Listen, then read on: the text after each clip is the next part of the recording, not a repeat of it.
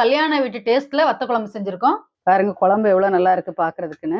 டேஸ்டும் ரொம்ப அட்டகாசமா இருக்கும் அந்த குழம்பு. 2 நாள் 3 நாள் இருந்தா கூட அந்த குழம்பு கெட்டு போகாது. நம்ம வச்சு சாப்பிடலாம். இது சாதத்துக்கு, இட்லி, தோசை எல்லாத்துக்குமே ரொம்ப சூப்பரா இருக்கும் இந்த குழம்பு. Welcome to Nellai village food. இன்னைக்கு நம்ம வீட்டுல சூப்பரான ஒரு வத்த குழம்பு தான் செய்ய போறோம். கல்யாண வீட்டுல வத்த குழம்பு சாப்பிடும்போது அந்த குழம்பு நம்ம வீட்டு குழம்போட ரொம்ப டேஸ்டா இருக்கும். இன்னைக்கு அந்த கல்யாண வீட்டுல சாப்பிடுற டேஸ்டா நம்ம ஒரு வத்த குழம்பு செய்ய போறோம். வாங்க எப்படி செய்யுதுன்னு பார்க்கலாம். வத்த குழம்பு செய்ய தேவையான பொருட்கள் என்னன்னு பார்க்கலாம். இப்போ வத்த குழம்பு எப்படி செய்யறதுன்னு பார்க்கலாம். இந்த வத்த குழம்பு வந்து நல்லெண்ணெய் ஊற்றி செஞ்சாதான் ரொம்ப நல்லா இருக்கும் டேஸ்ட்டு. ஒரு 4 ஸ்பூன் நல்லெண்ணெய் ஊற்றுறேன். எண்ணெய் நல்லா சூடாகட்டும். கடுகு 1/2 ஸ்பூன்,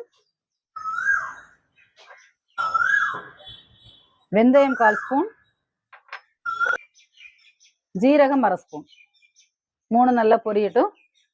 கொஞ்சமாக கருவேப்பிலை,